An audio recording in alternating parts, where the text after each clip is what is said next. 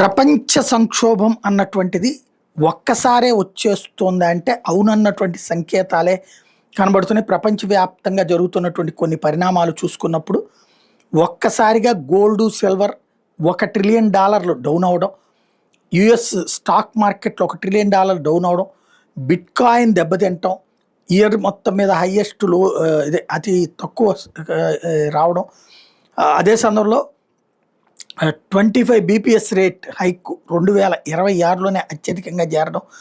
ఓవరాల్గా సంథింగ్ ఏదో జరుగుతుంది ప్రపంచవ్యాప్తంగా ఆర్థిక పరమైనటువంటి లావాదేవీలో సంథింగ్ ఏదో జరుగుతుంది. అది ఎవరి వల్ల ఏంటి అన్నటువంటిది అర్థం కావట్లేదు. డీరిస్కింగ్ మార్కెట్స్ అన్నటువంటి దిశగా అడుగులు పడుతున్నాయి. ఇది చాలా ప్రమాదకరమైనటువంటి పరిస్థితికి తీసుకెళ్తుంది. వ్యాపారాల సంక్షోభం వైపుకి, పారిశ్రామిక సంక్షోభం వైపుకి, డాలర్ సంక్షోభం వైపుకి వెళ్ళేటటువంటి సిచ్యుయేషన్ అయితే కనబడుతుంది. దీని ఇంపాక్ట్ ఎట్లా ఉంటుందో చూడాలి.